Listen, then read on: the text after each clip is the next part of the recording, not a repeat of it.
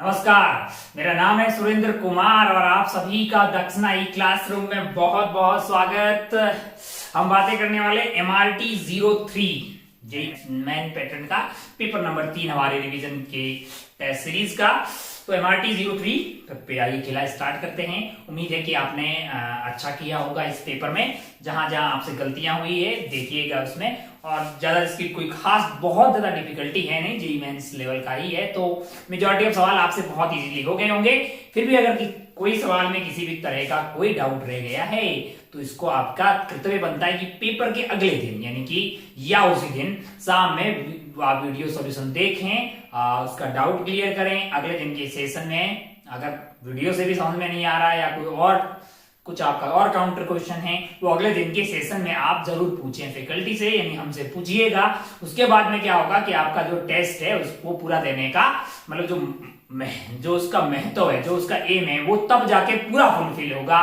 पहला कि आप बहुत अच्छे से उसकी तैयारी करें, फिर उसको देन उसके बाद अपना रिजल्ट देके एनालिसिस करें, क्या क्या गलतियां हुई है, क्या क्या चीजें आपको कम आती है, और फिर जाके क्या करें उन गलतियों पे अपना काम करें। जो डाउट है आपको उनको क्लियर करें, तब जाके आपको टेस्ट देने का पूरा मतलब जो है वहां पे उसके टेस्ट का समाप्त होता है ना। फिर उस टेस्ट को संजो के रख दें और मतलब उसके इंपॉर्टेंट क्वेश्चन मार्क करके रखें। जब भी आप रिवीजन करेंगे तो उन पेपर्स को दोबारा सॉल्व करें, उन क्वेश्चंस को दोबारा सॉल्व करें। यही एक पेपर मतलब जो टेस्ट का सबसे बेहतरीन उपयोग हो सकता है। चलिए भाई साहब, आइए खेला स्टार्ट करते हैं। पहला सवाल आपके लिए है question number 1, circular motion of particle, the tangential acceleration of particle is 9 metre per second square, और रेडियस आपको दिया है particle was initially at rest. ठीक है भाई साहब, हमको दे दीजिए मार्कर और सवाल नंबर 1 से अपन कार्यक्रम की करते हैं स्टार्टिंग। MRT 03 पेपर फिजिक्स सवाल नंबर 1 सवाल है सर्कुलर का रेडियस आपको ध्यान से दिया जाए तो सर्कल का रेडियस आपको कितना दिया हुआ है, 4 मीटर दिया हुआ है, और टेंजेंशियल एक्सेलरेशन आपको दी गई है 9 metre per second square. The radius of वो वक्त बताइए जब radial acceleration the time of total acceleration. अगर आप ध्यान से देखिए इसके पास एक टेंजेंशियल एक्सेलरेशन होगी और एक रेडियल होगी। नेट आपका इधर की तरफ होगा, ये एंगल अगर थीटा होगा ये आपका हो गया ए टेंजेंशियल, तो टेन थीटा आपका आ जाएगा ए नेट ये है ना, तो वो a tangential divided by a radial आ जाएगा। अरे यहाँ की नहीं यार, अच्छा भाई साहब ये बोल रहा है ये 45 हो जाए, यानी कि 10 45 होगा तो ये 1 हो जाएगी, यानी 80 और AR बराबर हो जाए। 80 तो आपको 9 दिया हुआ है और AR होती है आपके पास V स्क्वायर बटा R है। R इसका कितना दिया हुआ रेडियस भाई साहब, सवाल में 4 मीटर इसका रेडियस दिया हुआ है, तो यहां से क्या पता लग गया है कि स्पीड इसकी होनी चाहिए 6 मीटर पर सेकेंड, और इनिशियली वो स्टार्ट कर रहा है रेस्ट से, तो लगा दीजिए v is equal to u plus at, u 0 है, एक्सेलरेशन आपके पास 9 है, ये basically rate of change of speed है। वो बेसिकली क्या है, rate of change of speed ही तो बेसिकली आपके पास टेंजेंशियल एक्सेलरेशन है ना यार, तो स्पीड इस रेट से चेंज हो रही है 9। आपको क्या टाइम पूछा है, क्या एक्सेलरेशन आपको 9 दिया गया है और रफ्तार आपके पास 6 हो गई है, टाइम t हो गया है, तो t की वैल्यू आ गई आपके लिए 2/3 सेकेंड। 2/3 सेकेंड आपको बी ऑप्शन में दिखाई देता है, इसको आप टिक करके आगे बढ़ सकते थे। एक औसत दर्जे का सवाल था जो हर प्राणी से सही होना चाहिए था, बिल्कुल आसान सवाल, इसमें कोई दोहराए वाली बात नहीं है। आगे बढ़ते हैं अपन सवाल नंबर 2 पे। कौन से वाले सवाल पे, सवाल नंबर 2 पे। क्या है सवाल नंबर 2, सवाल नंबर 2 में ऐसा है कि एक बॉल है, ball surface oblique elastic collision with ball B है, रेस्ट है, अच्छा भाई साहब वो सेम मास, एक बॉल ऐसे जा रही थी और दूसरी बॉल जो है वो रेस्ट पे थी। दूसरी बॉल क्या है, वो रेस्ट पे है, और दोनों का मास जो है, दोनों का मास सेम है, दोनों का मास क्या है, सेम है। ये रेस्ट में थी और इसकी रफ्तार मान लीजिए ऐसे मान लेते हैं, टक्कर से पहले v0 मान लेते हैं, और मान लीजिए कि ये वाला एंगल आपके लिए यहाँ पे इनके बीच में क्या लग जाएगा, जब इनका टक्कर होगा, जब इनका टक्कर होगा ये ऐसे और ये ऐसे, ये आपका लाइन ऑफ इंपैक्ट हो जाएगी, लाइन ऑफ इंपैक्ट है। तो लाइन ऑफ इंपैक्ट के अलावा आपके पास इंपल्स लगेगा, तो वेलोसिटी की कंपोनेंट एक लाइन ऑफ इंपैक्ट और एक इसके परपेंडिकुलर कर देते हैं।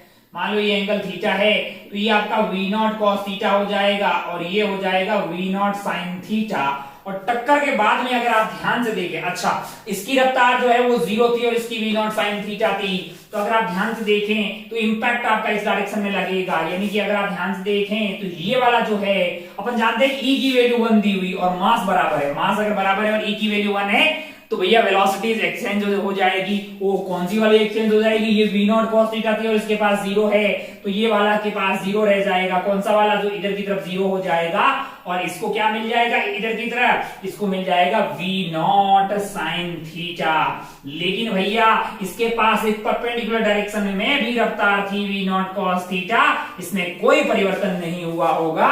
तो अब 1 एंड 2 दोनों मूव कर रहे होंगे और दोनों म्यूचुअली परपेंडिकुलर डायरेक्शन में मूव कर रहे होंगे। किधर मूव कर रहे होंगे? म्यूचुअली परपेंडिकुलर डायरेक्शन में। तो ऐसा ऑप्शन आप ध्यान से देख लीजिए, they will move in mutually perpendicular direction. Lallu सवाल है, एकदम लल्लू सवाल, एकदम लल्लू सवाल। आपको ई की वैल्यू 1 दी हुई थी और मास बराबर दिया है, तो वेलोसिटी जो है चेंज हो जाती है लाइन ऑफ इंपैक्ट के। अलोंग वाली परपेंडिकुलर वाली में कोई फर्क पड़ने वाला नहीं है, उधर कोई इंपल्स नहीं लगेगा। आइए बातें करते हैं सवाल नंबर 3 पे। कौन सा सवाल है जरा ध्यान से देखिए। तीसरा सवाल देखिए भाई साहब, सचिन है, कपिल है, बहुत बढ़िया, और कहाँ है? एक बोर्ड पे, बहुत बढ़िया। सचिन का मास 55 किलो है, माना कि ये अपने सचिन जी है 55 किलो के। कितने किलो के? 55 किलो के। कपिल जी यहाँ पे है, ये कपिल है, कितने किलो के भैया? 65 केजी के। मैंने कहा बहुत बढ़िया। और sitting at the two ends of boat at the rest in still water. The boat weight, boat का वेट आपको कितना दिया हुआ है? 100 केजी दिया हुआ। कितना दिया हुआ है? 100 केजी। और ये कितनी लंबी है लाला? ये लंबी है 3 मीटर। कितनी लंबी बोल रहा है? 3 metre. Sachin walks down to Kapil and shakes hand, boat get display. लल्लू सवाल। कैसा सवाल? लल्लू सवाल। ऐसे अपन खूब सवाल करते हैं, इसमें कोई नया सवाल नहीं है। कौन मूव कर रहा है? Sachin walk down to Kapil है, यानी सचिन जी जो है यहां से चल के कपिल के पास जा रहे हैं। तो बॉट मान लीजिए इधर की तरफ एक्स गई है, तो ये अगर बॉट रुकी होती तो सचिन भैया को कितना चलना पड़ता? 3 मीटर चलना पड़ता। लेकिन बॉट सामने से आ रही है एक्स, तो इनको ग्राउंड के रेस्पेक्ट में 3 - 1 चलना पड़ेगा। अब क्या होगा? मैंने कहा सेंटर ऑफ मास पहले रुका हुआ था, बाद में भी रुका रहेगा, क्योंकि हॉरिजॉन्टल में कोई एक्सटर्नल फोर्स नहीं है। अगर हॉरिजॉन्टल में कोई एक्सटर्नल फोर्स नहीं है तो डेल्टा एक्सयूएम क्या होने वाला है? 0 होने वाला है। इसका मतलब m1 delta x1 must be equal to m2 delta x2, ताकि सेंटर ऑफ मास कहां रहे? वहीं का वहीं रहे। अच्छा, इधर की तरफ कौन मूव किया है? मैंने कहा इधर की तरफ ये 100 प्लस 165, 100 प्लस 65, ये 165 का खेला आपका x इधर गया है, उधर की तरफ कौन गया है? 55 इंटू 3 - x। आपको क्या चाहिए? आपको चाहिए x चाहिए। आपको क्या चाहिए? x चाहिए। तो ये 165x is equal to 5 into 3, 15, 165, sorry, हाँ ठीक है। और ये आपका आ गया है -55x। अच्छा भाई साहब, बहुत बढ़िया, बहुत शानदार। तो अगर आप ध्यान से देखें तो इसको ऐड कर दीजिए, 0 एंड 1, 6 एंड 5, 11, ये 2, 1, 2, 0, sorry 2x is equal to 165। तो x आपका आ जाएगा 165 डिवाइडेड बाई 220। इसको सॉल्व करिएगा तो ये 0.75 मीटर आपको आता हुआ दिखाई देगा। कितना आता हुआ दिखाई देगा? 0.75 मीटर। और 0.75 मीटर आपके पास है ऑप्शन बी में। इसको टिक करके आप आगे बढ़ सकते थे। लल्लू सवाल था। कैसा सवाल था? लल्लू सवाल था। बिल्कुल आप इसको सॉल्व कर सकते थे, इसमें कोई दोहराने वाली बात नहीं है। आइए आगे बढ़ते हैं सवाल नंबर 4। कौन सा सवाल है? सवाल नंबर 4। क्या है सवाल number 4? Centre of mass of 2 mass m&m। Centre of mass of 2 mass m&m। एक मास m है। सवाल नंबर 4 देखिए, यहाँ पे एक मास m है और दूसरा मास क्या है? यहाँ पे m डैश है। क्या है? m डैश है। Moves by distance x by 5 when x m is moved by distance x। मान लीजिए मैं इसको x चला दूं तो COM कितना मूव कर रहा है? COM moved by distance, center of mass of 2 mass m moved by distance x by 5 and m is moved by distance x है। अच्छा, इसको अगर इधर लेके जाएंगे तो सेंटर ऑफ मास किधर शिफ्ट होगा? इसकी सेम डायरेक्शन में हो जाएगा। कितना हो जाएगा भाई साहब? ये आपको दिया गया है कि x by 5 है। आपको पता है कि XCOM is equal to m1 x1 plus m2 x2 divided by क्या आता है? m1 प्लस m2 आता है। तो डेल्टा XCOM क्या होगा? Delta XCOM is equal to m1 delta x1 plus m2 delta x2 divided by का m1 प्लस m2 है। अगर आप ध्यान से देखें तो अगर आप सेंटर ऑफ मास, ये डायरेक्शन को मैंने पॉजिटिव मान लिया, डेल्टा एक्सट्रीम कितना है x/5 है, और आपके पास क्या है, मैंने कहा m मूव किया है आपका x और m डैश मूव किया है 0, डिवाइडेड बाई क्या आ जाएगा m प्लस m डैश है। तो अगर आप ध्यान से देखें तो ये आपसे पास कट गया है, यहां से आ रहा है आपका 5m is equal to m plus m dash, यानी कि 4m is equal to m dash. आपको क्या चाहिए भैया, m डैश बटा m चाहिए, तो ये वैल्यू आपके लिए आ रही है 4। क्या आ रही है, 4 आ रही है, जो कि ऑप्शन बी में है। इसको टिक करके आप आगे बढ़ सकते थे। तो इस तरह से ये हो गया है आपका चौथा सवाल। आइए आगे बढ़ते हैं पांचवें सवाल पे। जरा ध्यान से देखिए क्या है पांचवा सवाल। पांचवें सवाल में आपको दिया है मैग्नेटिक फील्ड। क्या दिया है, मैग्नेटिक फील्ड दिया है B is equal to B naught 1 plus X by A K cap. मैंने कहा बहुत बढ़िया भाई साहब। और स्क्वायर लूप है जिसका एज लेंथ d है, ओहो place long X axis and X Y plane में रखा हुआ है, और उसका क्या है भैया डी यानी एरिया हो गया आपका डी स्क्वायर। एरिया क्या हो गया है, d स्क्वायर है। The loop is move with a constant velocity, the EMF induced in the loop is. मैंने कहा भैया ईएमएफ तो तब इंड्यूस होगा जब मैग्नेटिक फ्लक्स चेंज होगा। तो आइए पहले फ्लक्स लिख देते हैं। मैंने कहा फ्लक्स की वैल्यू हो जाएगी B naught D square 1 plus X by A, क्योंकि ये आपका परपेंडिकुलर डायरेक्शन में है, मान लीजिए ये बी ए आगे पास हो गया है। अच्छा बहुत बढ़िया। तो ई निकालने के लिए आपको क्या करना पड़ेगा, मैग्नीट्यूड की बात करेंगे तो वो आ जाएगा डी 5 बाई डी टी। मैंने कहा हाँ, तो उसको डिफरेंशिएट कर देंगे तो बी नॉट डी स्क्वायर, इसका 0 हो गया है, 1 बाई ए है क्या, हाँ 1 बाई ए है, और ये कार्यक्रम आ जाएगा D x by D T, क्योंकि टाइम के रिस्पेक्ट में आप डिफरेंशिएट कर रहे हैं।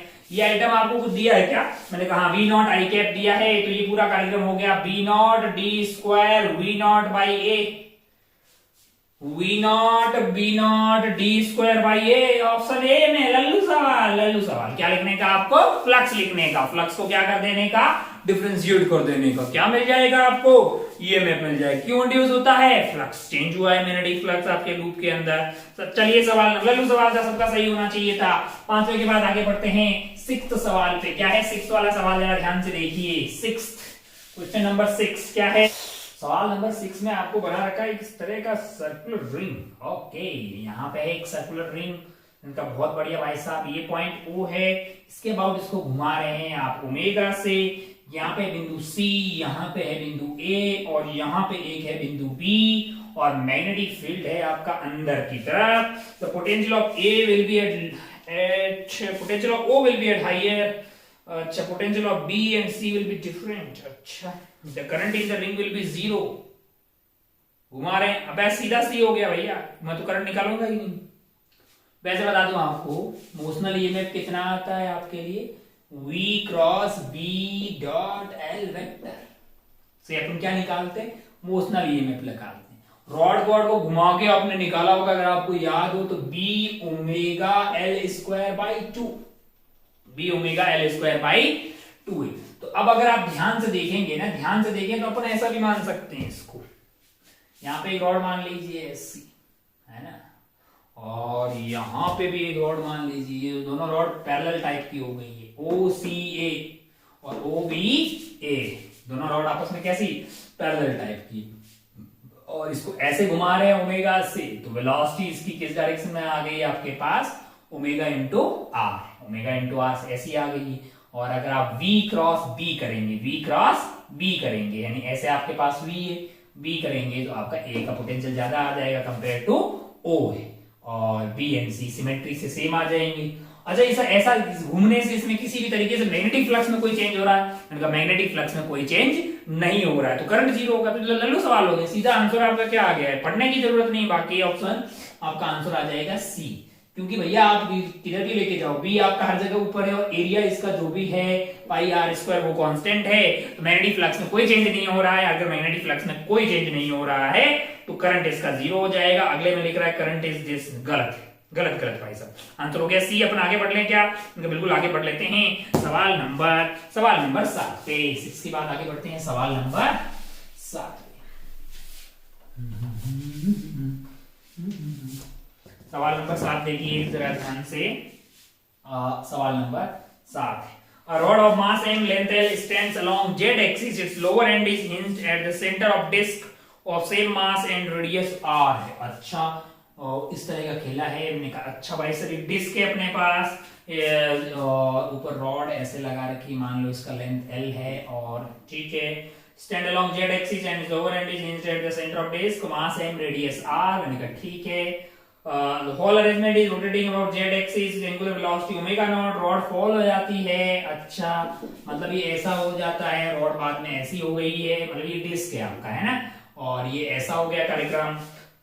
Angular velocity, find the angular velocity of arrangement. अच्छा ठीक है, ओमेगा डैश हो गई या ओमेगा हो गई, एक बात साफ साफ दिखाई दे रही है, Li is equal to L final होगा, कोई एक्सटर्नल टॉर्क नहीं लगा है, और L की वैल्यू होती है I ओमेगा। रॉड तो इसी एक्सिस में थी, रॉड का कंट्रीब्यूशन I में 0 हो जाएगा, इसका कितना होगा mr स्क्वायर बाई 2 हो जाएगा। ओमेगा इनिशियली कितना था भैया, ओमेगा नॉट है, that must be equal to आपके लिए हो गया है ये mr square by 2, mr square by 2 तो ये हो गया, प्लस रॉड की लेंथ आपके लिए क्या है, L r के बराबर है, नहीं L है तो ml स्क्वायर, रॉड का मास भी m ही है क्या, हाँ बिल्कुल मास सेम है, ml स्क्वायर बाई 3 जो है ये आपका ये एक्सिस के अबाउट ऐसे घूम रहे हैं, है ना, ये लेंथ इसकी L है, रेडियस इसका r है, तो ml square by 3 into omega आ गया भाई साहब, ये एक्सिस के अबाउट इसका वही है।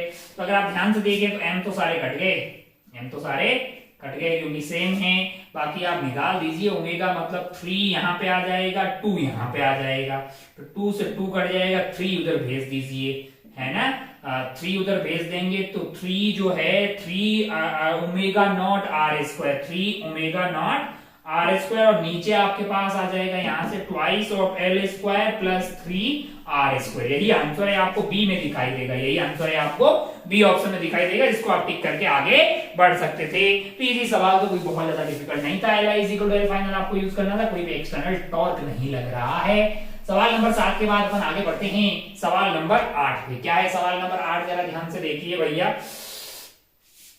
यहाँ पे कोई चल रहा है, ये एक्स एक्सिस है और ये वाला क्या है आपके लिए वाई एक्सिस है, और ये रखा हुआ है यहाँ पे धरातल पे यानी ग्राउंड पे रखा हुआ, कहाँ रखा हुआ है, ग्राउंड पे। Disc of mass, disc of radius R rolls and slips on a horizontal surface with linear velocity V I cap and angular velocity omega. अच्छा ठीक है, ओके, ओमेगा है, वी है, एक पॉइंट है, point 3, there is a particle on circumference on the disc which has velocity in vertical direction, the height of the particle from the ground है। मान लीजिए यहाँ पे है और इसकी वेलोसिटी नेट जो है वो आपके पास क्या आने वाली, मतलब वी इस साइड मिल जाएगा इसको, ओमेगा आर इस साइड मिल जाएगा, इन दोनों का रिजल्टेंट वर्टिकल होना चाहिए, इन दोनों का रिजल्टेंट आपको क्या होना चाहिए, वर्टिकल होना चाहिए। थोड़ा अच्छे से बना लेते हैं, ये वाला पॉइंट मान लीजिए यहाँ पे v इसको ऐसे मिल गया, ओमेगा आर टेंजेंशियली दे दिया हमने, है ना, इसको जोड़ दीजिए यहाँ पे सेंटर पे, मान लो ये आपका सेंटर हो गया है यहाँ पे, ठीक है, और मान लीजिए कि ये हाँ ये वाला एंगल थीटा है, ये वाला एंगल थीटा है तो क्या हो जाएगा, ये वाला एंगल थीटा हो जाएगा, ये वाला थीटा तो 90 माइनस थीटा, तो ये वाला एंगल क्या आ जाएगा आपके लिए, थीटा आ जाएगा। अच्छा हाइट निकालना है ना, तो यही वाला हाइट हो जाएगा, यहां से लेके हाइट h, और ये दूरी r है तो ये r cos थीटा हो जाएगा। हाइट आपका हो जाएगा भैया r minus r cos theta, r minus r cos theta, ये r cos थीटा है और ये कंप्लीट r है, तो हाइट पार्टिकल की होगी r minus r cos theta. और एक और इन्फॉर्मेशन है, ये पॉइंट की नेट रफ्तार आपके पास क्या होने वाली है, वर्टिकल होने वाली। इसका मतलब भाई साहब बोल रहे हैं कि इसका ये कंपोनेंट और ये कंपोनेंट, तो ये कंपोनेंट आपस में बैलेंस हो जाएंगे, नेट रिजल्टेंट आपका आ जाएगा वर्टिकल। इसका मतलब क्या है कि omega R cos theta is equal to V, तो यहां से कॉस थीटा की वैल्यू आपके लिए आ जाएगी v divided by omega R. Cos theta की वैल्यू को उठा के डालिएगा यहाँ पे, तो ये हो गया r minus v divided by omega R, R ने आर की बत्तियां कर ली गुल, r minus V by omega, r minus V by omega, ये आपको ऑप्शन बी में दिखाई देगा, ये आपको ऑप्शन बी में दिखाई देगा, इसको टिक करके आप आगे बढ़ सकते थे। अच्छा भाई साहब बहुत बढ़िया, बहुत शानदार, ओहो हाँ, बढ़ते हैं आगे। ये था अपना सवाल नंबर 9, आगे बढ़ते हैं सवाल नंबर 10।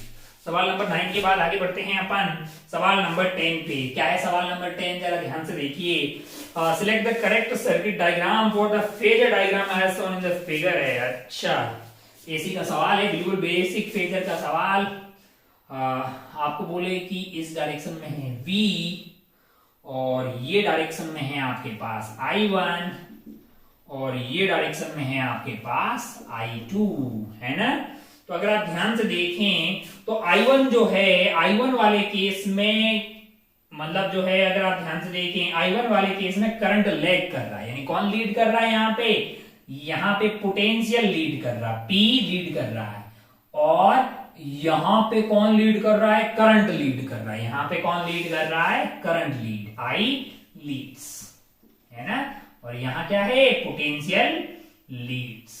मैंने कहा भैया अगर आपको याद हो इंडक्टर इसके साथ IPL, इंडक्टर में पोटेंशियल लीड करता है, तो यहां पे इंडक्टर रहना चाहिए आपके लिए और यहां पे कैपेसिटर। और मतलब प्योर इंडक्टर होगा तो 90 डिग्री हो जाएगा, प्योर कैपेसिटर होगा तो 90 हो जाएगा। बीच में R लगा दोगे तो 90 से कुछ कम होगा। अबे R तो 0 होता है और वो 90 और 0 के बीच में कुछ हो जाएगा।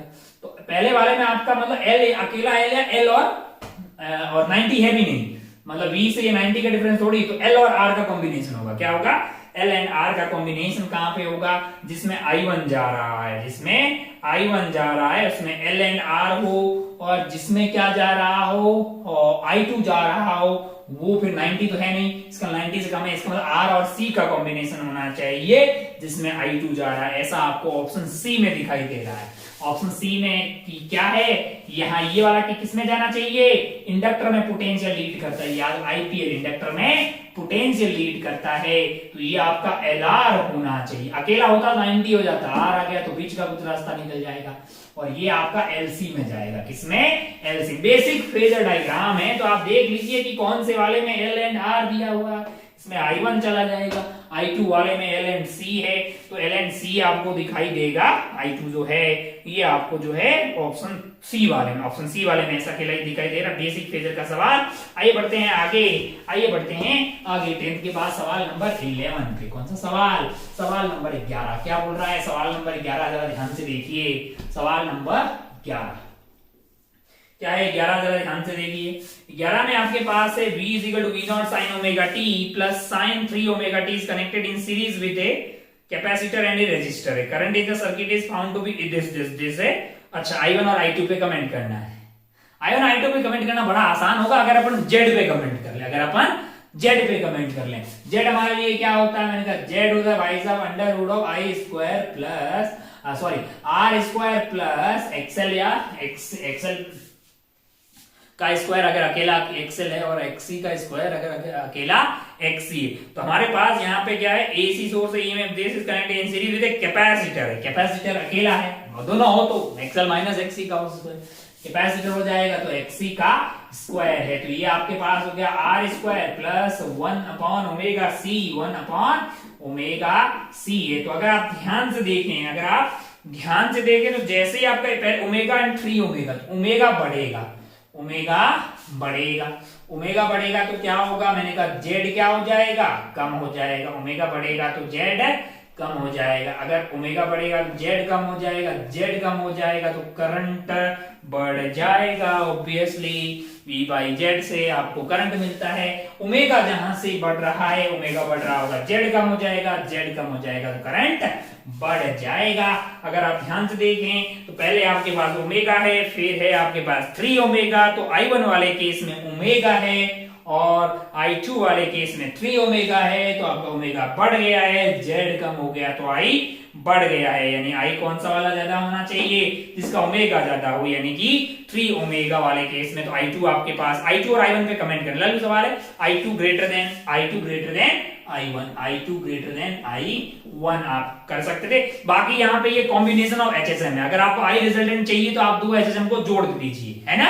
अरे बस उनकी फ्रीक्वेंसी अलग अलग है, किया तो जा ही सकता है, टाइम का फंक्शन आएगा। वैसे ही आप V और इनको भी ऐड कर सकते हैं। बाकी आप ऐसे कमेंट करके आगे निकल सकते थे। सवाल बहुत ही लल्लू था। आइए आगे बढ़ते हैं सवाल नंबर 12 पे। कौन सा सवाल पे, सवाल नंबर 12। क्या है सवाल नंबर 12, जरा ध्यान से देखिए। सवाल नंबर 12, एक कॉपर की रॉड है और एक है आपके पास स्टील का रॉड है, हीट किया जा रहा है। ओ हो, length of copper and length of steel. When the rods are being heated or cooled, the difference is 5 centimeter maintained. अगर डिफरेंस फिक्स रहता है, डिफरेंस फिक्स तभी रहता है, डिफरेंस फिक्स रहे तो आपके पास पता है आपको L2 by L1 का ये रेशियो अल्फा 2 by अल्फा 1 आना चाहिए। कैसे? मैंने कहा अगर आप ध्यान से देखें L2 माइनस L1 को मैंने D फिक्स कर दिया, गर्म कर दोगे तो ये L2 डैश हो जाएगा, ये L1 डैश हो जाएगा, दैट इज आल्सो D। और इसको अपन क्या लिख सकते हैं, L2 into 1 plus alpha 1 delta T से मान लो टेम्परेचर चेंज कर दिया, इसको क्या लिखेंगे L1 1 plus alpha 2 delta T is equal to D आ गया। ये आपका आ गया L2 minus L1 plus L2 alpha 1 delta, sorry alpha यहाँ पे L2 है ना और ये L1 है तो इसको 1 कर दो, इसको 2 कर दो, L2 alpha 2 dt minus L1 alpha 1 dt is equal to D है। तो ये तो खुद ही D के बराबर है, ये तो खुद ही D के बराबर, तो इससे ये खत्म हो गया, इसका मतलब ये 0 होना चाहिए। इसका मतलब L1 alpha 1 delta T temperature change हुआ है, L2 अल्फा 2 डेल्टा T के बराबर है, डेल्टा T से डेल्टा T नॉन जीरो है। तो अगर आप ध्यान से देखें तो L1 alpha 1 must be equal to L2 alpha 2, ये बोल दीजिए या फिर ये बोल दीजिए L2 by L1 is equal to alpha 2 by alpha 1 है। तो यहाँ पे आपके पास L1 alpha 1 is equal to L2 alpha 2, तो length of copper into alpha of copper must be equal to length of steel into alpha steel है। अच्छा भाई साहब, बहुत बढ़िया, बहुत शानदार, ये साबित कर दिया, इसमें कोई बहुत ज्यादा टफ चीज है नहीं। और दोनों का डिफरेंस जो है वो कितना आ रहा है भैया, लेंथ का डिफरेंस आपको दिया हुआ है, length of steel minus length of copper आपको जो सवाल में वो 5 सेंटीमीटर दिया हुआ है। तो अगर और आपको ये बोला है, क्या बोला है, length of determine the value of length of copper है। अच्छा, लेंथ ऑफ कॉपर आपको पता करना है, अल्फा ऑफ कॉपर दिया हुआ है, तो लेंथ ऑफ कॉपर इंटू आप अल्फा ऑफ कॉपर कितना दिया हुआ है, 5 इंटू 10 की power minus 5, that is length of steel into alpha of steel is 2 into 10 की पावर माइनस 5। ये कट गया भाई साहब, 5 length of copper is equal to 2 length of steel. ये इक्वेशन नंबर 1 मान ले, इसको इक्वेशन नंबर 2 मान ले, इनको सॉल्व कर ले भैया। लेंथ ऑफ कॉपर आपको सॉल्व करने पे 10/3 आ रही है, जो कि 3.33 सेंटीमीटर है। तो ये लल्लू सवाल, तो कोई बहुत ज्यादा डिफिकल्ट सवाल की कैटेगरी में इसको नहीं डाला जाएगा। अगर आपको ये पता होता तो आप बड़ी आसानी से कर लेते, वरना फिर बेसिक से कर लेते। ये प्रूव करने में कोई ज्यादा टाइम थोड़ी लगता है यार। तो बड़ा ही एक आसान किस्म का सवाल है। आइए आगे बढ़ लें, क्या अपन आगे बढ़ लेते हैं इस सवाल के बाद। तो सवाल नंबर 12, आगे बढ़ते हैं सवाल नंबर 13। सवाल नंबर 13, और सवाल नंबर 13 क्या है, जरा ध्यान से देखिए। Which of the following is not an assumption on which the kinetic model of ideal gas is based? Which of the following is not an assumption on which the kinetic model of ideal gas? KTG का जो model है वो किस पे based नहीं है ना? On which the kinetic model is not based. All molecules are sphere, they are perfectly elastic. मैंने कहा A सही है। The mean square velocity molecule is proportional to Kelvin temperature, मैंने कहा नहीं, वो तो 3RT/m, तो रूट रहती है ना, प्रोपोर्शनल नहीं। तो बी गलत हो गया भैया, बी हमारा आंसर हो जाएगा। Unless in contact the force between molecule is negligible, yes. The molecules are in continuous random motion, yes. तो आंसर हो गया बी। आप बहुत ही लल्लू सवाल पूछते हो सर हमारी ये 14। आगे बढ़ते हैं सवाल नंबर 14 पे। कौन से सवाल पे? सवाल नंबर 14 आप देखिएगा ध्यान से, क्या है, the temperature on which body falls from bound 52 से 36 जा रहा है, 52 से 36 जा रहा है 10 मिनट के अंदर। कितने टाइम में? 10 मिनट के टाइम में जा रहा है। When placed in surrounding of constant temperature, यानी कि आपको जो सराउंडिंग का टेम्परेचर दिया हुआ है वो आपको दिया हुआ है the temperature of body falls from 52 in 10 minutes when placed in surrounding constant temperature 20 degree Celsius पे। T0 आपको 20 डिग्री सेल्सियस दिया हुआ है। What will be the temperature of the body after 10 minutes? Use Newton's law है, ये भी बता दिया। हमको पता था, हमको पता है न्यूटन साहब का, हम ही वैसे ही लगा दे, तुम्हारे बोलने की जरूरत नहीं है। Time is equal to some constant into T1 plus T2 divided by 2 minus T0। Average form को लगा देंगे न्यूटन साहब के लॉ की। तो टेम्परेचर आपका जो है 52 से 36 गया है 10 मिनट में, है ना। के को कुछ मान लीजिए, 52 plus 36 divided by 2 minus T0 आपका 20 डिग्री है। चलिए भाई साहब, सिमिलरली अपने को क्या निकालना है, ये 36 से 10 मिनट में और कितना टेम्परेचर पे जाएगा ना, तो मान लीजिए थीटा पे चला गया, डिवाइडेड बाई 10 कर दीजिए constant into 36 plus theta divided by 2 minus surrounding, यही है। सॉल्व करिएगा, कैसे करिएगा, इन दोनों का रेशियो ले लीजिए, ये कट गया, 10 से 10 कट गया, और सॉल्व कीजिए, के की वैल्यू आपको सॉल्व करके, सॉरी थीटा की वैल्यू सॉल्व करके यहां से आ जाएगी 28 डिग्री सेल्सियस। सॉल्व आप कर पाइएगा, दोनों का रेशियो ले लीजिए, ये कट गया है और ये 2 से डिवाइड कर दीजिए और इसको एलसीएम देखिए, टक टक टक टक काट डालिए, सॉल्व करेंगे तो आपको 28 डिग्री सेल्सियस आता हुआ दिखाई देगा। तो ये था सवाल नंबर 14। आगे बढ़ते हैं सवाल नंबर 15 पे। आसान सवाल है, बिल्कुल आसान सवाल है, बहुत डिफिकल्ट हमको ये पेपर लग ही नहीं रहा है। आइए आगे बढ़ते हैं सवाल नंबर 14 के बाद आगे बढ़ते हैं सवाल नंबर 15 पे। कौन से वाले सवाल पे, 15 वाले सवाल पे। अगर आप ध्यान से देखें तो यहाँ पे है आपके पास A और यहाँ पे है आपके पास B। A का टेम्परेचर आपको दिया है 0 डिग्री सेल्सियस और B का टेम्परेचर आपको दिया है अल्फा टी। कितना दिया हुआ है, अल्फा टी दिया हुआ है, L है, यहाँ से X दूरी पे एक पॉइंट C है।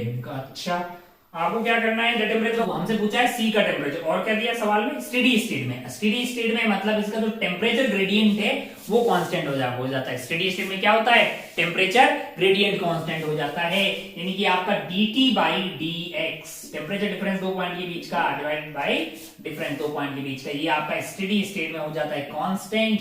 तो इसको आप क्या लिख सकते हैं, अगर आप ध्यान से देखें तो इसको आप लिख सकते हैं TB minus TA divided by बीच का लेंथ, ये आपका L हो जाएगा, that must be equal to TC minus TA divided by length L है। तो अगर आप यही ध्यान से देखें, अरे बहुत लल्लू हो गया, अगर आपको ये पता होता कि स्टेडी स्टेट में टेम्परेचर जो है ग्रेडियंट कांस्टेंट हो जाता है, यानी किसी पर्टिकुलर पॉइंट का टेम्परेचर कांस्टेंट हो जाता है, यानी जो प्लेस के साथ वेरी करता है उस सेम पॉइंट पे टेम्परेचर टाइम के साथ वेरी नहीं करता है ना। अच्छा भाई साहब, तो TB माइनस TA की value alpha T minus 0 divided by L is equal to TC। Temperature of C हमें निकालना है, A का 0 है, डिवाइडेड बाई X आ जाएगा। तो यहां से जो TC की वैल्यू आने वाली है वो है आपकी अल्फा टी एक्स बटा L, अल्फा टी एक्स या alpha x T divided by L, alpha x T बटा L, ये आपको ऑप्शन ए में दिखाई देगा। कौन से ऑप्शन में, ए ऑप्शन में आपको दिखाई देता। आप इसको टिक करके आगे बढ़ सकते थे। ये 15 के बाद आगे बढ़ेंगे अपन, मैंने कहा बिल्कुल 16वें सवाल पे। कौन से सवाल पे, 16वें सवाल पे।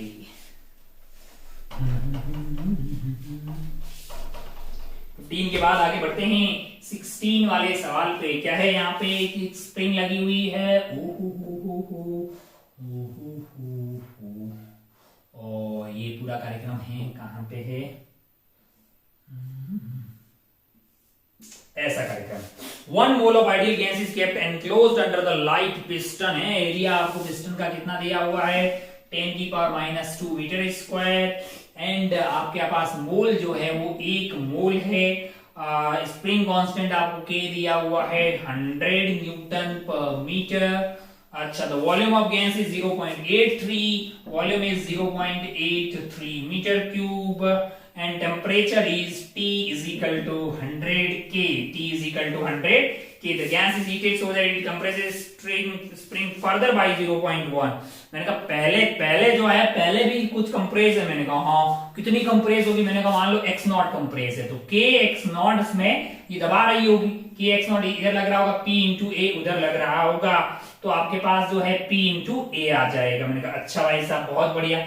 p कैसे लिखेंगे, मैंने कहा pv is equal to nRT से p लिख लेते हैं। p की वैल्यू आ जाएगी आपके पास nRT बाई v है, तो k की वैल्यू आपको कितना दिया हुआ, 100 दिया हुआ है, x नॉट है, प्रेशर को अपन लिख देंगे 1 मोल है, r की वैल्यू आप डाल दीजिए 8.3, और एरिया आपको कितना दिया हुआ है 100 10⁻⁻² दिया हुआ है। कितना दिया हुआ आपको, सॉरी एरिया इज 10⁻⁻² 8 है ना, और डिवाइडेड बाय आपके पास क्या आ जाएगा, वॉल्यूम आपको कितना दिया हुआ है, वॉल्यूम आपको दिया हुआ है 8.3। ओके, और आपको क्या चाहिए, ये हो गया, n हो गया है, r हो गया है, इंटू टी नहीं किया ना, टी कितना है 100 है। ओके, तो ये कट गया भाई साहब, ये कट गया, और यहां से अगर आप ध्यान से देखें तो ये जो है आपके पास x नॉट की वैल्यू यहां से आ गई 0.1। क्या आ गई है? 0.1 जो है आपके पास x नॉट आता हुआ दिखाई दे रहा है। 100 को इधर ले आइए तो 83 हो गया ना भैया, 83 हो गया तो 0.1 आ गया। 0.1 आ गया है तो ऑलरेडी इसमें मतलब कंप्रेशन है 0.1 का, और फिर बोल रहा है कि क्या करना चाह रहा है, फिर से जो है मतलब और हीट कर रहा है जिससे कि और कंप्रेस हो जाए कितना, 0.1 और। मैंने कहा बाद का अगर कंप्रेशन देखा जाएगा यानी x1 आपका जो है वो 0.1 कंप्रेस है तो x2 आपका 0.2 हो जाएगा। बोल रहा है कि work done by the gas in the process है। अच्छा, ये जो सेकंड वाले केस में कितना वर्क डन हुआ भाई, तो जो भी गैस वर्क डन करेगी वो कहां स्टोर होगा, इसकी इलास्टिक पोटेंशियल एनर्जी में। यानी कि वर्क डन बाय गैस अगर मुझे निकालना है, वर्क डन बाय गैस निकालना है तो मैं क्या करूंगा, हाफ के x2 का स्क्वायर माइनस x1 का स्क्वायर, क्योंकि इतनी पोटेंशियल एनर्जी स्प्रिंग की बड़ी होगी वो किसने दी होगी, गैस के वर्क डन से। तो ये हो जाएगा 1/2, k की वैल्यू आपके पास 100 है, ये आपके पास 0.2 का स्क्वायर माइनस 0.1 का स्क्वायर आ जाएगा। यानी कि आप जो है यानी कि आप जब इसको सॉल्व करेंगे तो आप क्या पाइएगा, ये आपके पास 50 हो गया है, ये आपके पास 50 हो गया, और ये था आपके पास 1/5 यानी कि 1/25 हो गया है, और ये था 1/10 यानी कि 1/100 हो गया है। अगर आप ध्यान से देखें तो यहाँ पे एलसीएम आपके पास 100 आ गया है, 4 - 1 3/100, और ये हो गया आपके पास 1.5 आपको आता हुआ दिखाई देगा। 1.5 यहाँ पे आपको आता हुआ दिखाई देगा, 1.5 ऑप्शन में दिखाई दे रहा है, बिल्कुल ये ऑप्शन डी में है। कौन से ऑप्शन में है? डी ऑप्शन में। आप इसको टिक करके आगे बढ़ सकते थे। तो लल्लू सवाल है, कोई बहुत ज्यादा डिफिकल्टी वाली बात नहीं है। आइए आगे बढ़ते हैं, आइए आगे बढ़ते हैं सवाल नंबर 17 पे। कौन से सवाल पे? 17 पे। देखिए क्या है सवाल नंबर 17।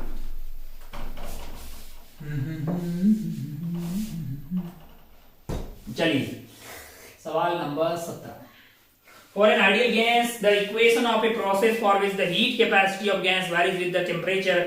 C आपको दिया हुआ, C जो हीट कैपेसिटी वो फंक्शन दिया हुआ है। क्या दिया हुआ है? Alpha divided by T, alpha is constant is given by, okay. अब आपको यहाँ पे फर्स्ट लॉ यूज करना पड़ेगा। थोड़ा हमको लगता है इंटीग्रेशन का भी थोड़ा बहुत लगे। Delta Q is equal to delta U plus delta W है। इसको आप किसी भी प्रोसेस के लिए NCDT लिख सकते हैं। C वहां पे इस पर्टिकुलर के लिए अल्फा बाय डेल्टा U को NCDT लिख सकते हैं, और ये है आपका PdV, है ना, अच्छा। और इसी आइटम को NCDT is equal to NCVDT, और आप P को लिख सकते हैं, इसी कार्यक्रम को PdV को क्या क्या क्या लिख सकते हैं, NR, मतलब P is equal to PV is equal to NRT use कर लेंगे, PV is equal to NRT use करेंगे, तो ये आपके पास क्या आ जाएगा, NR, P को रिप्लेस कर सकते हैं PV is equal to NRT से, तो इसको लिख दीजिए आप NRT डिवाइडेड बाई V आ जाएगा, NRT डिवाइडेड बाई V आ गया अपने पास, और यहां से dV रख दीजिए, n सारे उड़ा दीजिए, है ना। और C आपके लिए है, ये आपका आ गया है अल्फा T dt, और इसको अपन क्या लिख सकते हैं, CV is basically F/2 R, F is the degree of freedom. CV को भी अपन लिख सकते हैं, बिल्कुल। और अगर आप ध्यान से देखें, CV आपका हो गया F/2 into R dt, F/2 into R dt। थोड़ा सा कैलकुलेशन करना पड़ेगा यहाँ पे आपको। और ये है आपका RT VdV है, तो इसको डायरेक्ट इंटीग्रेट नहीं कर सकते क्योंकि यहाँ पे TB है, यहाँ पे TB, और इस F को अपन हटा सकते हैं। कैसे? गामा की टर्म में। अगर आप ध्यान से देखें तो गामा आपके पास क्या है, मैंने कहा वो F+2 डिवाइडेड बाई F है, यानी कि 1+2 बाई F इज बेसिकली आपके लिए क्या है, गामा है। तो यहां से gamma -1 is equal to 2 by F आ गया है, तो F की वैल्यू यहां से क्या आ जाएगी आपके लिए 2 डिवाइडेड बाई गामा -1। अगर F की वैल्यू ये होगी तो आपके लिए क्या हो जाए, अरे ये कहां से आया है आपका गामा, CP बाई CV से, CP बाई CV। CP की वैल्यू होगी F+2 divided by 2 into R, और ये होती है F divided by 2 into R, तो वो सब कट गया है, तो यहां से गामा आ गया है। अब आपको वापस CV चाहिए, वापस अगर CV चाहिए, CV की वैल्यू होती है F/2 इंटू R, तो यहां से F की वैल्यू को डाल दीजिए। F की वैल्यू को डालेंगे तो CV की वैल्यू 2 से 2 कट जाएगा, R अपॉन गामा -1 आएगा, तो इसको उठा के यहाँ पे डाल दीजिए, यानी कि इसको सीधा यही डालिए, क्या डालिएगा, R upon gamma minus one, R upon gamma minus one है। अच्छा भाई साहब, बहुत बढ़िया, बहुत शानदार। अब आप इसको थोड़ा इंटीग्रेट कर दीजिए। कैसे करेंगे? मैंने कहा ये पूरा टी वाला कार्यक्रम जो है alpha upon D T, alpha upon T D T, R upon gamma minus one D T, यहाँ तो काम बन जाएगा, यहाँ बन जाएगा, लेकिन आपके पास यहां से क्या आता हुआ दिखाई दे रहा है? टी आता हुआ दिखाई दे रहा है। तो इसको इधर ले आइए, डिवाइड कर दीजिए पूरे कार्यक्रम को टी से। पूरे कार्यक्रम को अगर आप टी से डिवाइड करेंगे तो इसमें v का फैक्टर रह जाएगा, ये t का रह जाएगा और यहाँ पे t का रह जाएगा। फिर आप इंटीग्रेट कर पाएंगे क्या? बिल्कुल, आपको ऐसा करके ही इंटीग्रेट करना पड़ रहा है।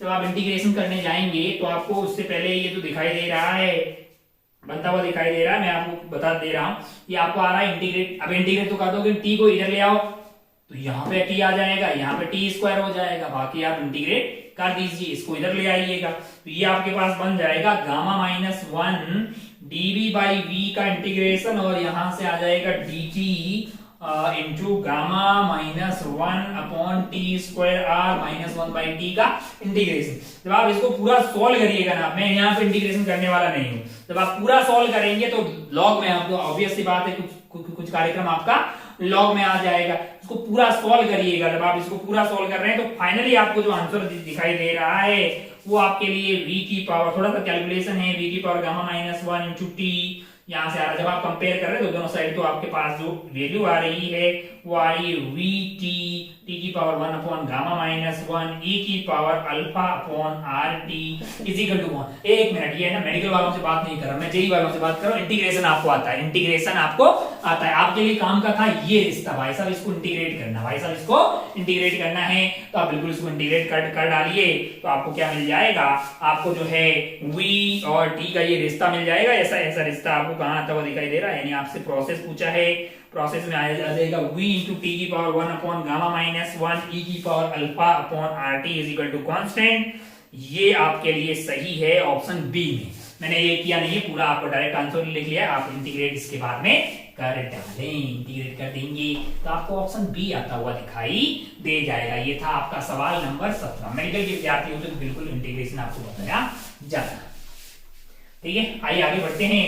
सवाल नंबर 18, सवाल नंबर 18 पे क्या है? सवाल नंबर 18 जरा ध्यान से देखिए। सवाल नंबर 18, सवाल नंबर 18 क्या है? जरा ध्यान से देखिए। Find the pressure at which the temperature attains its maximum value if the relation between the pressure and the volume of the gas is this। अच्छा, प्रेशर किस तरह से वेरी कर रहा है? P is equal to P naught one minus alpha V square, और alpha की वैल्यू greater than equal to one, नहीं ग्रेटर देन वन। अच्छा, अब अगर आप ध्यान से देखें तो आपको क्या निकालना है? आपको पता करना है कि प्रेशर कौन कहां पे मैक्सिमम होगा। तो PV is equal to NRT, बिल्कुल लगाइए, मस्त रहिए। PV is equal to NRT लगा दीजिए। PV is equal to NRT लगेंगे तो पी की वैल्यू है आपके पास P naught plus one minus alpha V square into V is equal to आपके पास क्या आ जाएगा? एनआरटी आ जाएगा। अब आप क्या करेंगे जरा ध्यान से देखिए। तो यहां से क्या आप टी निकाल सकते हैं? मैंने कहा हाँ, टी की वैल्यू आ गई P naught one minus alpha V square into V upon हो गया एन आर। तो आपके लिए जो टेम्परेचर है वो फंक्शन ऑफ वी आ गया। अब आपको मैक्सिमाइज करना है तो क्या करिएगा भैया? dt बाई डीवी को जीरो कर दीजिए, है ना। मैक्सिमाइज करना है तो आप बिल्कुल आप जानते हैं, मैक्सिमाइज या मिनिमाइज करना है तो पहले तो आपका dt बाई डीवी जीरो कर लीजिए और फिर d2v by d2 t by DV square का मतलब वो चेक कर लीजिए कि ग्रेटर देन जीरो आ रहा है कि लेस देन जीरो आ रहा है। जब आप इसको जीरो करेंगे, जब आप जीरो करेंगे तब आपको जो है कोई एक v मिल जाएगा। उसी वाले v को वापस उठा के इस फंक्शन में डालेंगे तो आपको t की मैक्सिमम वैल्यू मिल जाएगी। अरे भैया मैथ्स के विद्यार्थी हो ना, तो ये तो बहुत टफ चीज नहीं है, काम की बात इसमें कुछ है ही नहीं, कुछ सवाल में बहुत कोई दम नहीं है। जब आप इसको सॉल्व करते हैं मतलब इसको जीरो करेंगे, ये जीरो करेंगे, करें क्या? नहीं, आप कर लेंगे, बिल्कुल ये कर लेंगे। हर बालक से हो जाना चाहिए। इसको डिफरेंशिएट नहीं कर सकते हो क्या v के रिस्पेक्ट में यार? और ये आपका t as a function of v आ रहा है तो इसको आप डिफरेंशिएट करने बैठोगे तो ये आपके पास आ जाएगा dt divided by dv। dt divided by dv जो है तो यहां से पहली टर्म आ जाएगी आपके पास p naught into V upon NR था तो p नॉट अपॉन एनआर आ जाएगा। और यहां से एक टर्म आएगी, क्या आ जाएगी आपके पास? जरा ध्यान से देखिए, यहाँ पे ये v अंदर गया, v क्यूब हो जाएगा, है ना, v क्यूब हो जाएगा। तो जब आप डिफरेंशिएट करेंगे तो 3 1 minus alpha v square upon nr, इसको इक्वल टू 0 बोल देंगे ना, तो यहां से आपके पास आ जाएगा p naught 3 into 1 minus alpha v square is equal to 0। अगर आप ध्यान से देखें तो v स्क्वायर की वैल्यू आपके लिए क्या आने वाली है, ये आ जाएगी p naught upon 3 into 1 minus alpha की जगह अल्फा माइनस 1 लिख सकते हैं। तो v यहाँ पे आपके पास जो v स्क्वायर है इसकी वैल्यू आ जाएगी आपके पास p naught upon 3 alpha minus 1। इसको उठा के कहां डालेंगे अपन, यहाँ पे डाल दीजिए। तो p आपका क्या आ जाएगा, p आपका आ जाएगा p not 1 minus alpha into v, ये हो गया आपका p naught upon 3 alpha minus 1 है, अल्फा माइनस 1 से अल्फा माइनस 1 हो गया। तो ये भैया 3 और आपके लिए क्या है 4 p नॉट बाई 3 आता हुआ कहीं आपको दिखाई दे रहा है, 1 माइनस अल्फा, और ये था 1 माइनस अल्फा, 1 माइनस अल्फा, और ये अल्फा माइनस 1 है तो ये माइनस 1 आ जाएगा, यानी कि ये सॉरी ये 1 माइनस अल्फा, ये अल्फा माइनस 1 है। तो p naught upon p not by 3 p not 2 p not by 3, 2 p not divided by 3, 2 p not divided by 3 आपको कहां तक दिखाई दे रहा है, ये ऑप्शन ए में है, तो इसको आप टिक करके आगे बढ़ सकते। लल्लू सवाल था भैया, ये मैथ्स का सवाल है, इसमें कोई बहुत ज्यादा फिजिक्स है ही नहीं, बहुत ज्यादा फिजिक्स वाली कोई बात है नहीं। इससे पहले वाला सवाल भी थोड़ा कैलकुलेटिव है, इंटीग्रेशन हो जाएगा, थोड़ी आपको मेहनत करनी पड़ेगी उसमें, तो वो भी मैथ्स का ही सवाल बन गया है, कोई बहुत ज्यादा फिजिक्स उसमें इन्वॉल्व नहीं थी, है ना। चलिए आगे बढ़ते हैं अपन सवाल नंबर 18 के बाद में सवाल नंबर 19 की तरफ। क्या है सवाल नंबर 19, जरा ध्यान से देखिए। 3 samples of gas A, B and C है, A, B एंड C है। गामा आपको क्या दिया हुआ है, A, B and C 3 gas है, गामा आपको 3/2 दिया है C का, है ना। इनिशियली इक्वल वॉल्यूम है, सबकी वॉल्यूम कितनी है, इक्वल V है। Now the volume of each gas is doubled है। अच्छा, हर एक की क्या कर दी आपने 2V कर दी। Process is adiabatic for A के लिए जो है बात कर रहे हैं, ये एडियाबेटिक है। B के लिए क्या है भैया, B इज आइसोथर्मल है, B के लिए आइसोथर्मल, B से 2B गए, T dt इज 0 यानी आइसोथर्मल। C के लिए क्या है भैया, C के लिए the process adiabatic for A, B for C and isothermal नहीं, B के लिए आइसोबैरिक है, dP इज इक्वल टू 0।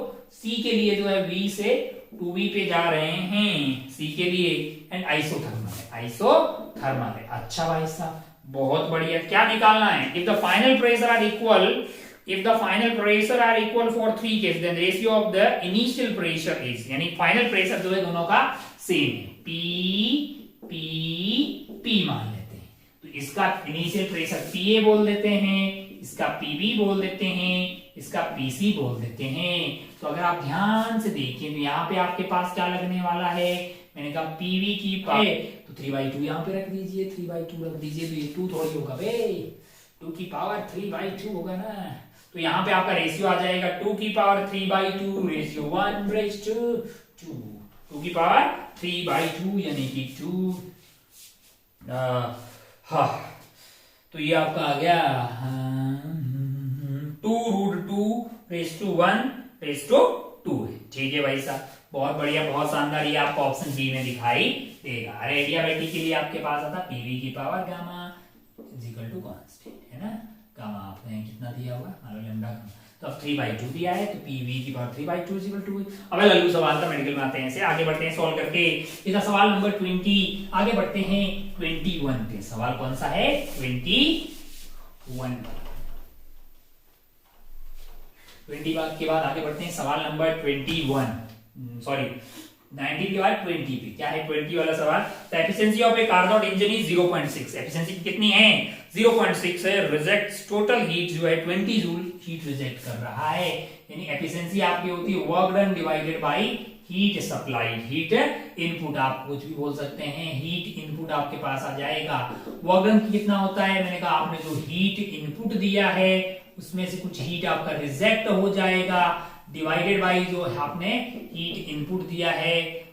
ये रेशियो आपके लिए आता है एफिशिएंसी। अगर 100 से मल्टीप्लाई कर देंगे तो परसेंटेज में 0.6 दिया है इसको, 0.6 यानी कि 6/10 हीट इनपुट आपको सॉरी, तो ये बेसिकली को मैं 1 माइनस हीट रिजेक्टेड कितना दिया है 20 जूल दिया है डिवाइडेड बाय क्यू इनपुट, ये रेशियो आ रहा है 6/10 यानी कि 3/5। तो यहां से 1 minus 3/5 is basically 20 upon Q input, 20 upon Q input है। 5 माइनस 1 2/5 आ गया है यानी कि 2/5 is equal to 20 upon Q input.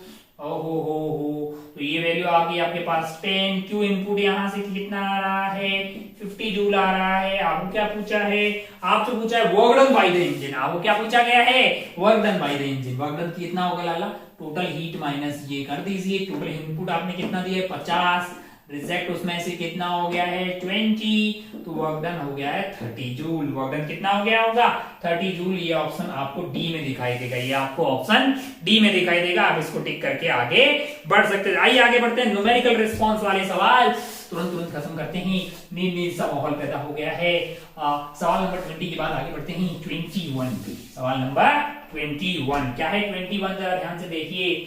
21 में आपके पास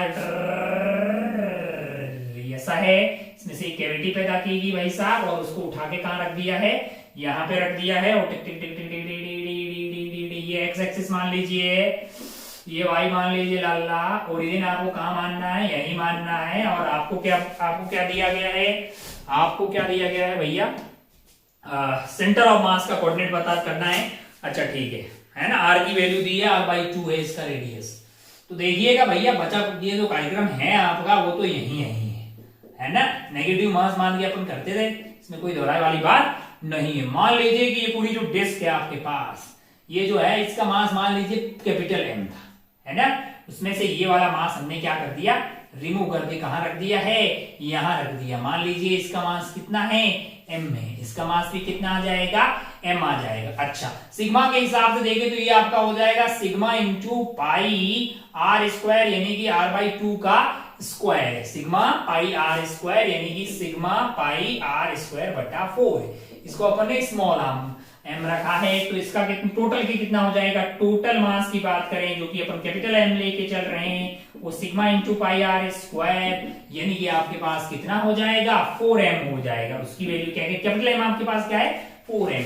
तो अगर आप ध्यान से देखिए इस पूरे सिस्टम का सेंटर ऑफ मास कहां होगा, मैंने कहा कैपिटल एम पूरा होता तो उसका सेंटर ऑफ मास का एक्स कोऑर्डिनेट होता 0, और ये स्मॉल एम है नहीं, लेकिन ये माइनस लेना पड़ेगा। इसके लिए अपने को क्या लेना पड़ेगा माइनस। इसका सेंटर ऑफ मास कहां है, मैंने कहा r/2 पे है, माइनस का ये है नहीं इसलिए माइनस का ले लिया। और ये वाला है अपने पास m कहां पे होगा, मैंने कहा ये r हो गया है आपके लिए, और इसका रेडियस r/2 था तो 3r/2 पे आ गया है x।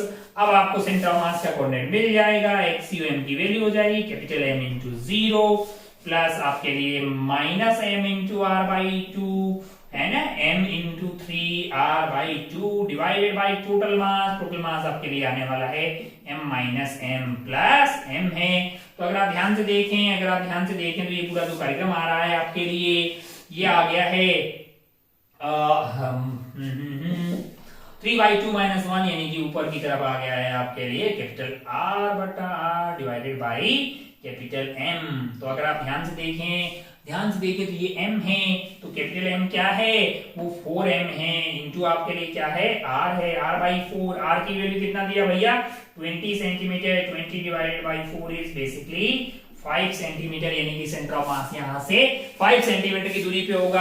आपको सेंटर ऑफ मास के एक्स कोऑर्डिनेट बताना था, आंसर 5 फिल करके आप आगे बढ़ सकते थे। आंसर इसका कितना था 5 का। आइए आगे बढ़ते हैं सवाल नंबर 22 की तरफ। 21 के बाद आगे बढ़ते हैं 22 क्या है सवाल नंबर 22, जरा ध्यान से देखिए।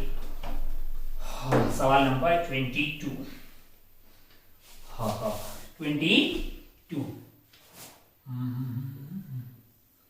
22 क्या है, जरा ध्यान से देखिए। Two particle each of mass m है। इधर ऐसा कुछ फोटो बना रखा है, अपन बना लेते हैं पहले। यहां से पिवोट कर रखा है, d है, यहां से एक मास m आ रहा है, इधर से मास m आ रहा है, two particle each of mass capital M and speed v है, इसकी रफ्तार v है, इसकी रफ्तार v है, speed v move as on they are simultaneously strike the end of a uniform rod of mass m length d है। अच्छा, इसका मास भी कैपिटल M ही है। मैंने कहा बहुत बढ़िया भाई साहब। Pivoted at center, the particle stick to the ends of the rod. Find the ratio of the total initial kinetic energy. Two particles. Find the ratio of total initial kinetic energy of two particles and total loss in the kinetic energy collision of two particles with the rod. With the rod है। मैंने कहा अच्छा भाई साहब, पहले इनके पास half M we square, इसका zero, तो बाद में ये पूरा कार्यक्रम घूमने लग जाएगा, तो हाफ आई ओमेगा स्क्वायर हो जाएगा। हाफ आई ओमेगा स्क्वायर, तो डेल्टा के ई वहां से मिल जाएगा, और के इनिशियल को डेल्टा के ई से रेशियो लेना है, यही आपको सवाल में पूछा।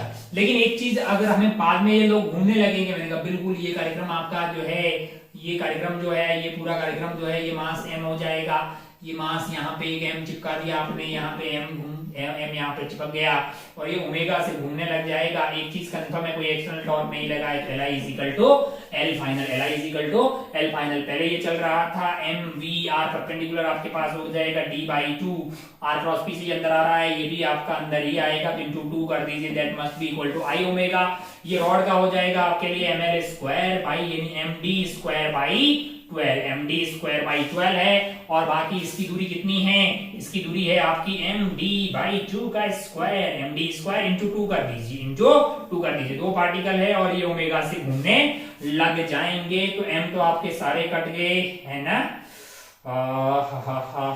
m काट दीजिए, सॉरी रुक जाइए, m 2 से 2 काट दिया, mvd इज इक्वल टू, ये आपका i कितना आने वाला है, i की वैल्यू होगी md स्क्वायर बाई 12 प्लस md स्क्वायर बाई 2 है, md स्क्वायर बाई 12 प्लस md स्क्वायर बाई 2, एलसीएम आ गया है आपके लिए 12, यहाँ पे 7 md square by 12, 7 md square by 12 into आपके लिए आ जाएगा ओमेगा, इंटू आपके लिए ओमेगा आ जाएगा, तो एक m से m कट गया, एक d से d कट गया, ओमेगा की वैल्यू यहां से आ रही है 12v/7d, ओमेगा की वैल्यू क्या आ रही है 12v अपॉन 7d। अब काइनेटिक एनर्जी इनिशियल की बात करेंगे, तो kinetic energy half mv square है, हाफ mv स्क्वायर, और ऐसे दो पार्टिकल है तो इंटू 2 कर दीजिए, आपको काइनेटिक एनर्जी इनिशियल आ गई है।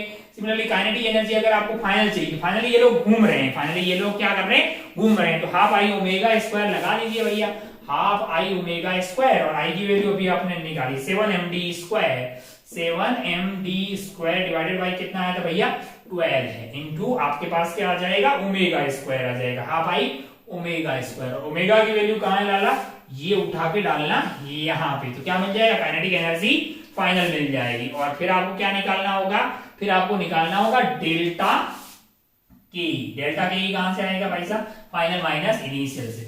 एक बार डेल्टा के आप निकाल लेंगे, डेल्टा के जब आप निकाल रहे हैं तो ये वैल्यू आपके पास आ रही है 1/7mv स्क्वायर। अरे भैया काइनेटिक एनर्जी फाइनल पता है इनिशियल पता, दोनों को सब्ट्रैक्ट कर देने यार ओमेगा की वैल्यू डाल के। फिर आपको क्या करना है, फिर आपको करना है kinetic energy initial divided by delta के का ये रेशियो लेना है, ये रेशियो आपके पास 7 आता हुआ दिखाई देगा, कितना दिखाई देगा 7 आता हुआ ये आपको दिखाई देगा, ये रेशियो आप ले लेंगे, बहुत बढ़िया, बहुत ही शानदार, मतलब आपको आंसर आता हुआ दिखाई दे जाए। आइए आगे बढ़ लेते हैं, आइए सोल्व करेंगे इसको, ओमेगा डाल देगा ना इसको, अरे डाल देना यार, ओमेगा स्क्वायर यानी कि 12 का स्क्वायर v स्क्वायर 7, ये वैल्यू आपके लिए कितना आ जाएगा, कैलकुलेशन कर ले आप यार, कैल कर ले, मैं करने वाला नहीं हूँ। 23 अच्छा सवाल है, 23 पूरा सॉल्व करके बताते हैं, ये बहुत लल्लू सवाल था, ये लल्लू सवाल था। आइए बढ़ते हैं आगे, सवाल नंबर 23 पे, 23 थोड़ा ठीक है, 23 देखिए सवाल नंबर 23 क्या है, सवाल नंबर 23 अगर आप ध्यान से देखेंगे, 23 में आपके पास एक thin rod of mass M length 2 है, it place horizontally perpendicular to the horizontal rough plane, यहाँ पे नीचे कील लगा रखी है। कार्यक्रम कुछ इस तरह का है, एक रॉड है जिसकी लंबाई आपके लिए कितनी है 12 है, मास कितना है m है, कील कहाँ पे यहाँ पे लगा रखी, नीचे कितनी दूरी पे लगा रखी है, the point in contact rod which is nail is L/3 है, distance away from the centre of the rod है, यानी कि टोटल आपके पास L ये हो जाएगा, L/3 ये हो जाएगा, तो आपके पास ये कितना हो जाएगा, ये 2l/3 हो जाएगा। यहां पे लगा रखिए। Away from the centre of rod start slipping when the forms angle theta with the horizontal and coefficient of, अच्छा ये यहां से ऐसे आ रही है, कैसे आ रही है, ये यहां से ऐसे हो जा रही है, तब स्लिपिंग स्टार्ट हो रही है। स्लिपिंग स्टार्ट तभी होगी, मैंने कहा यहां पे अगर आप इस पे फ्रिक्शन लग रहा होगा, इधर इस पे नॉर्मल लग रहा होगा, नीचे इस पे mg लग रहा है, कैसे लग रहा होगा, mg लग रहा होगा। ये एंगल आपका हो गया है थीटा, ये एंगल अगर थीटा हो गया है तो ये वाला एंगल आपके लिए आ गया थीटा, है ना। कैसे लाला, जरा ध्यान से देखिएगा, ये एंगल अगर थीटा है, ये एंगल थीटा, ये 90 माइनस थीटा, तो ये थीटा, तो mg का ये वाला कंपोनेंट आपके लिए क्या हो गया, mg cos थीटा, और ये वाला कंपोनेंट आपके लिए क्या हो गया, mg sin theta, mg sin theta. तो अगर आप ध्यान से देखें, अगर आप ध्यान से देखें तो यहाँ पे खींचने वाला फोर्स है mg sin थीटा, और यहाँ स्लिपिंग करवाने वाला, क्योंकि mg cos थीटा घुमा रहा है नॉर्मल, तो अगर आपका फ्रिक्शन जो है वो mg sin थीटा के थोड़ा सा बराबर हो गया, mg sin थीटा, क्योंकि थीटा धीरे धीरे बढ़ रहा है, तो फ्रिक्शन जो है mg sin थीटा के बराबर, लिमिटिंग वैल्यू फ्रिक्शन की जो है म्यू इनटू एन, अगर वो mg sin थीटा के जस्ट बराबर हो गया, तब आपके पास स्लिपिंग स्टार्ट हो जाएगी। अपने क्या क्या चाहिए, अपने को चाहिए फ्रिक्शन एंड नॉर्मल, मैंने कहा अच्छा फ्रिक्शन, और एक चीज और है, क्या ये फ्रिक्शन और mg sin थीटा बराबर होंगे, मैंने कहा नहीं, क्यों, क्योंकि इसका जो सेंटर ऑफ मास वाला पार्टिकल है जो l/3 दूरी पे है यहाँ से, वो क्या कर रहा है, सर्कुलर कर रहा है, रुका हुआ थोड़ी है यार। मैंने कहा हाँ, और यहां से रिलीज किया है, यहाँ आते आते ओमेगा हो गया होगा, तो उसके पास 2 एक्सेलरेशन होगी। मैंने कहा हाँ, एक कितनी होगी, मैंने कहा ओमेगा स्क्वायर आर, और एक क्या होगी, अल्फा इंटू आर। इधर की तरफ फोर्स क्या है, उस पे एफ आर है, इधर की तरफ फोर्स क्या है, mg sin थीटा है, तो आपके पास क्या आना चाहिए, मैंने कहा F R minus mg sin theta must be equal to m omega square R, है ना। F R minus mg sin theta must be equal to m omega square R, और दूसरी इक्वेशन जो आपके पास आने वाली है वो है mg cos theta must be equal to mass into alpha R. R की वैल्यू है कितनी, l/3, आर की वैल्यू क्या है, l/3 है, यहाँ सेंटर है, इसके अबाउट ये घूम रही है, इसके अबाउट ये क्या कर रही है, सर्कुलर कर रही है, सेंटर ऑफ मास वाला पार्टिकल सर्कुलर कर रहा है, तो आर की वैल्यू l/3 आ गई। अब आपको अल्फा चाहिए, आपको ओमेगा चाहिए, ओमेगा कहां से आएगा, वर्क एनर्जी थ्योरम से, और अल्फा कहां से आएगा, टॉर्क की इक्वेशन लिख के, है ना। अगर आप ध्यान से देखें तो सेंटर ऑफ मास नीचे कितना आया है, सेंटर ऑफ मास नीचे आ गया है ये l/3 sin थीटा के बराबर, इतना क्या हुआ होगा, इसका पोटेंशियल एनर्जी कम हुआ होगा, that must be equal to gain in kinetic energy, और काइनेटिक एनर्जी गेन हुआ होगा हाफ आई ओमेगा स्क्वायर, और आई लिखना होगा आपको इस एक्सिस के अबाउट, कैसे लिखेंगे, ml स्क्वायर बाई 12 प्लस md स्क्वायर, डी की वैल्यू l/3, वहां से मिलेगा ओमेगा, ओमेगा को कहां रखिएगा, यहां रखिएगा, r की जगह क्या रखेंगे, r की जगह l/3 रखेंगे, तो आपको सॉल्व करके क्या मिल जाएगा, fr मिल जाएगा, क्या मिल जाएगा, fr, sorry mg cos theta नहीं आएगा, ये आपके पास ऊपर नॉर्मल भी तो है, mg cos theta minus normal, mg cos theta minus normal, ये आपके पास क्या आने वाला है, ये आपके पास आ जाएगा m अल्फा। तो ऊपर वाली इक्वेशन से सॉल्व करके आपको एफ आर मिल जाएगा, नीचे वाली इक्वेशन को सॉल्व करके आपको एन मिल जाएगा, फिर अपन क्या लिखेंगे, F R is equal to mu N, तब आपको यहाँ पे आंसर मिलेगा। मैंने कहा अगर ओमेगा निकालना है तो क्या यूज करेंगे, वर्क एनर्जी थ्योरम लिखेंगे, क्या लिखेंगे, वर्क एनर्जी थ्योरम। कितना पोटेंशियल एनर्जी कम हुआ है, ये आपका हुआ है mgh, और h की वैल्यू है l/3 sin theta is equal to I omega, I आपको इस एक्सिस के अबाउट लिखना है, तो वो हो जाएगा आपका ml स्क्वायर बाई l खुद ही कितना है 2l है, ml स्क्वायर बाई 12 प्लस md स्क्वायर, d की वैल्यू l/3 है, इसका स्क्वायर इनटू आप कर दीजिए हाफ आई ओमेगा स्क्वायर, तो यहां से मिल जाएगा ओमेगा स्क्वायर की वैल्यू, उसको उठा के कहां डालेंगे, यहां पे डालेंगे। तो जब आप इसको कैलकुलेट कर रहे हैं लाला, तो आपको जो वैल्यू मिल रही है ओमेगा की, वो मैं आपको बता देता हूं। ओमेगा सॉल्व करने पे ओमेगा स्क्वायर मिल जाएगा, ओमेगा स्क्वायर आपको सॉल्व करने पे मिल रहा है 3g sin theta divided by 2l, 3 G sine theta divided by 12, calculation में नहीं कर रहा हूं, ओमेगा स्क्वायर की ये वैल्यू कहां उठा के रखेंगे, वहां पे रखेंगे, वहां पे रख देंगे, आर की वैल्यू को L/3 रख देंगे। तो सॉल्व करके इतना तक कर दोगे ना यार, ओमेगा स्क्वायर की वैल्यू को उठा के यहाँ पे रखो, ओमेगा स्क्वायर कहां से है, यहां से यहां तक क्या कम होगा, ये सवाल को आप स्किप भी कर सकते थे, एग्जाम में थोड़ा लेंथी, यहां से यहां तक आएगा, पोटेंशियल एनर्जी इसकी क्या हुई होगी, कम, is equal to gain in kinetic energy. Kinetic energy जो मैंने लगा दिया भाई, सब सेंटर ऑफ मास आपका जो है वो L/3 नीचे आया है ना, ये वाला L/3 है, तो ये वाला h आया नीचे, h की वैल्यू की mg into L/3 sin theta is equal to half I omega square. I आपको इस एक्सिस के अबाउट लिखना पड़ेगा, तो यहां से आपको मिल जाएगा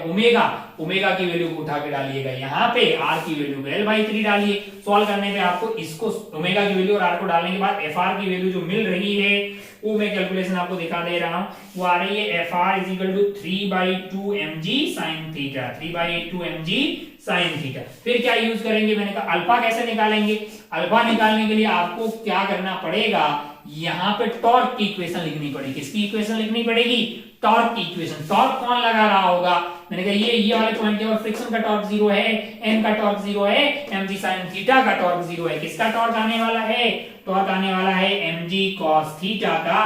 कितना आने वाला है, मैंने कहा इनटू परपेंडिकुलर दूरी, ये जो भी आपने आई निकाला है, that I into alpha, torque is equal to I alpha, torque is equal to I alpha. ये वाला आई यहाँ पे रख दीजिए, तो सॉल्व करके अल्फा की वैल्यू आ जाएगी। अल्फा की वैल्यू को उठा के कहां डालिएगा, आप यहाँ पे डालिएगा, और आर की वैल्यू ये डाल दीजिएगा।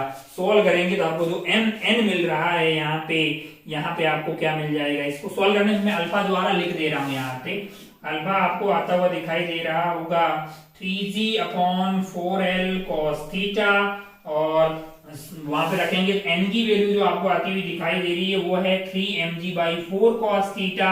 थोड़ा सा कैलकुलेशन है बहुत ज्यादा, और आपका अगर आपको पता है कि यहाँ से आपको क्या निकालना है, म्यू निकालना है, तो वो हो जाएगा FR/n है। और ये रेशियो अगर आप ले रहे हैं, FR आपके पास कहाँ है, FR आपको ये मिल गया है, n आपको ये मिल गया है, mg से mg कट जाएगा, 3 से 3 कट जाएगा, 4 नीचे ऊपर 2 चला जाएगा, sin theta by cos theta tan theta बढ़ जाएगा।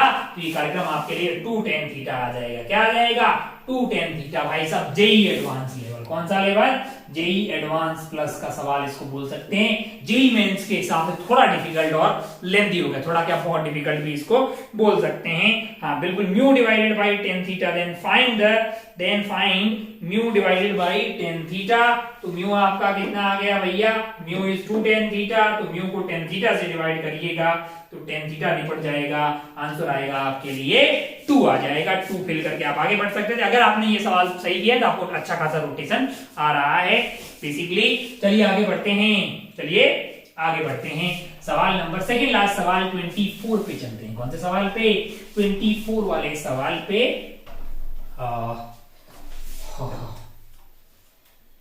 24 क्या है, 24 जरा ध्यान से देखिए, 24 देखिए जरा ध्यान से। 24 में क्या है, 24 में आपके पास है और रिंग है, thin ring of radius r है, made of material of this elasticity का सवाल है। क्या है, आपके पास एक रिंग है, मैंने कहा ठीक है भैया, रिंग का रेडियस आपको 2 मीटर दिया हुआ है, मटेरियल ऑफ डेंसिटी इतना दिया हुआ है, यंग्स मॉडुलस दिया है, स्मूथ सरफेस है, ring is rotated about the centre है, रिंग को घुमा रहे हैं, रिंग को क्या घुमा रहे हैं, ओमेगा से घुमा रहे हैं। टेंशन कितना होगा, ऐसा अपन ने सर्कुलर में भी किया था, अपन यहाँ पे एलिमेंट लेते थे, टेंशन निकलेगा, टेंशन को एरिया से डिवाइड करेंगे, स्ट्रेस निकलेगा, stress divided by strain Young's modulus होता है, तो वहां पे डेल्टा L बटा L मिल जाएगा, और उसको अपन डेल्टा R बाई R लिख सकते हैं। तो सवाल तुमसे बोल रहा है calculate the small change in radius है, तो डेल्टा R आपको निकालना। बेसिकली मुद्दे की बात आप समझ रहे हैं, मैंने कहा हाँ। अगर आप ध्यान से देखिए, छोटा सा एलिमेंट लिया मैंने, इसको जूम करके यहाँ पे बनाया, क्या बनाया, यहाँ पे जूम करके बनाया। मान लीजिए कि ये जो खेला है इसमें मान लीजिए कि बीच के एंगल को,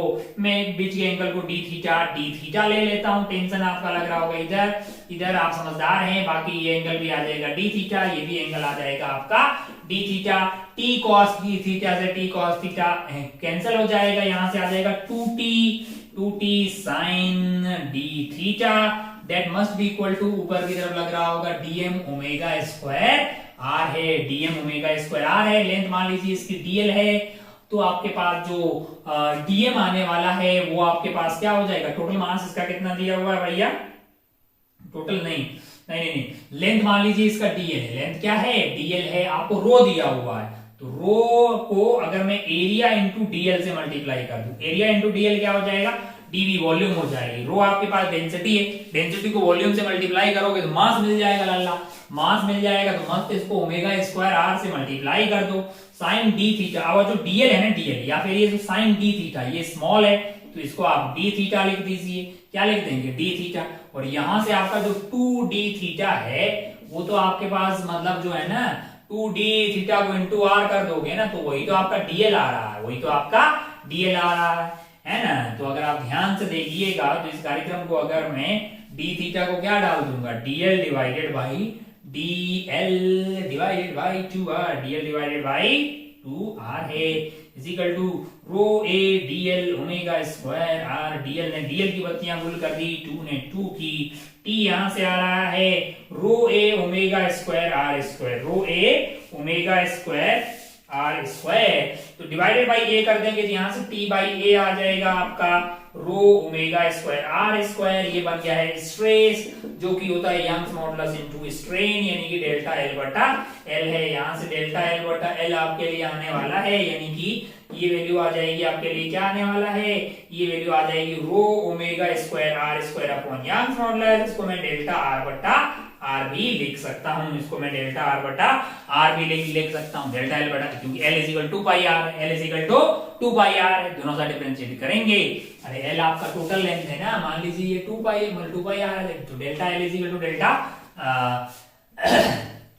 दोनों साइड अगर आप डिफरेंशिएट करेंगे तो डेल्टा एल बटा एल जो भी है ये डेल्टा आर बटा आर के बराबर आने वाला है।